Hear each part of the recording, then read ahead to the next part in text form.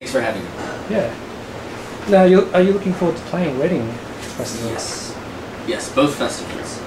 I don't really know what to expect. I talked to one guy, Vinny from Less Than Jake, and he mentioned to me that basically what's going to happen is you're going to walk on a stage and realize that there's 30,000 people there watching you, and it's going to be pretty surreal. So I'm very excited. I think it will be the largest thing we've ever done.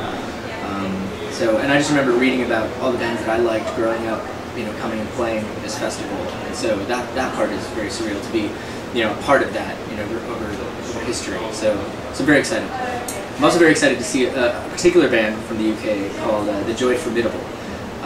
They are, in my mind, one of the greatest things that's ever happened to music in the last 10 years. So I'm super excited to see them if I can. Fingers crossed. They've got a very sort of Pixies and sort of that kind just of feel. Like noise, swirly, just beautiful and just thick noise. I love it. Yeah, they're an awesome band. Now, obviously, Blink-182 and Weezer are going to be there. Would they be perhaps joining you on stage for your show? I doubt very much that either of those bands, Blink-182 or Weezer, will join us. But we have had the pleasure to tour with both, and it's pretty much, similar situation of something that you never thought would happen in real life happening. So it's really cool. I think there's going to be there's a lot of good bands that are playing. So yeah, I'm excited to see everyone. Yeah. But yeah, I don't think they're going to be joining us. I may try to join them, but I'll probably be tackled by security. Thrown into the woods. Cool.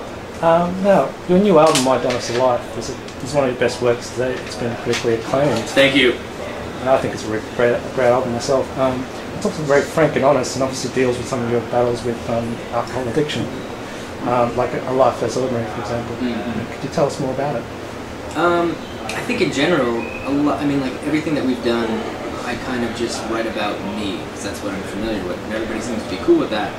So I think, per record, there's different moments in time, and for me, I think with anything, whether it's alcoholism or whether it's overeating or doing too many art projects at once, I tend to have a very addictive personality. So I don't know if I can say songs specifically, but there are different themes that kind of weave in and out, with this, with, I guess, addiction being the central thing. Whether it's, there's so many things to be addicted to. But I've forgotten what the original question was. I don't know if I've answered that. Yeah, it's just really just about your thoughts on the album, I guess, where it's coming from. I think it's just where I'm at any particular time and place. That's kind of what I end up writing about. And so oftentimes what will happen too is like a record will come out and I'll either have moved on or regressed to, back beyond that, so it's always changing. But so far, so good. Thank you. Now, how is it working with Mark Hoppus of Blink-182? Obviously, he worked on the previous album, Committed This to Memory. Now, was it obviously a better experience this time around? And was Mark very influential? Yeah, I think. The first time we worked with him, it was really amazing and surreal, and I think we were the first band he'd ever produced, and so I feel like the way he produced it, he was very specific and strict. Because I think he had a lot riding on it.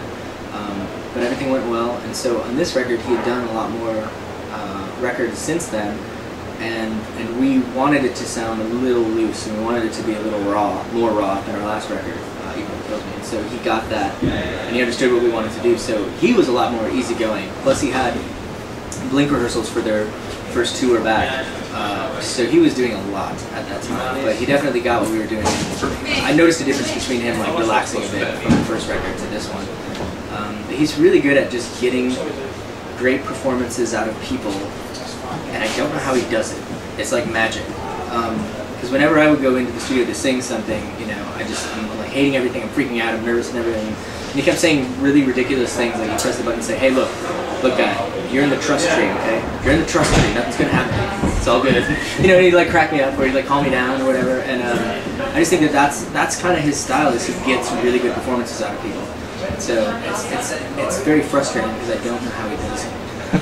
It's like secret magic formula. Sorry. It's cool. Yeah. Now, there are a lot of different influences on the album. There's some sort of like 80s kind of vibe and say History Lesson, for example, and then Worker Bee has a real Weezer kind of feel to it. We've also got a very great acoustic tune like Stand Too Close. It starts really acoustic. How all those influences and then where in the Jordan Room, where are you getting that from and all this? I guess they always kind of come in the same place. I know that Josh and I mean, we all kind of have the same era of music that we like stuff from the late 80s to the mid to late 90s. That's kind of where most of the music resides that we really listen to all the time. I think there's less bands from like 1996 on that we listen to, and less bands from like, you know, before whatever up until like 1985 that we listen to. So I don't know. I mean, I feel like we all try to draw from different references so that we're not all just drawing from one band. It's going to sound like a bad version of that band. Whereas if you draw from different things and put them all together, it's going to create something a little newer sounding. At least that's the hope. So I guess musically that's where the influence comes from. How are audiences reacting to the new material? Finding that they're really happy about it, they're really accepting it? Well, I tend to want to say that I think this is accurate, that most people who hate the band aren't going to take the time out of their day to tell you how much they hate it. So, I only know what I read and what I see, and 93% of that is a positive message. So, I'm thinking that people like me, the people who like us have liked this. They haven't said, you know, screw you, get out of town. So, now you're touring with Say Anything in October. Are you looking forward to that tour? Yes, that tour is like 8 years in the making. So we've been wanting to tour with Say Anything for a very long time. And this is the first time where it all worked out and the puzzle pieces fit together where we can make that an actual album. Yeah. So that's really cool. Very exciting. Awesome. Now, are there any funny tour stories you can share, any kind of Spinal Tap moments? No, we're not that interesting or funny. So it's not much that happens. Got nothing. Alright, no worries. One time we were in the UK and our tour manager at the time put put regular fuel in the diesel truck. So we had to siphon all the gas out because in the US diesel is always green, but here there's like I don't know if it's BP or what, but all of the hoses are green. He didn't read the label, so he just looked at the green one and was like, okay, that's diesel. I don't know if that's funny or not, but that happened. It sucked. We were up all night having to siphon out all the gasoline. And I was worried that the band was going to explode. Okay. Now you've got a song on the Almost Alice soundtrack called Always Running Out of Time. It's a really great song. Tell us about that, and will it be released on a new album or as a B-side? I think Running Out of Time is just its own thing. We were approached with the opportunity of writing a song for the soundtrack, and we found that under pressure sometimes we write really cool stuff.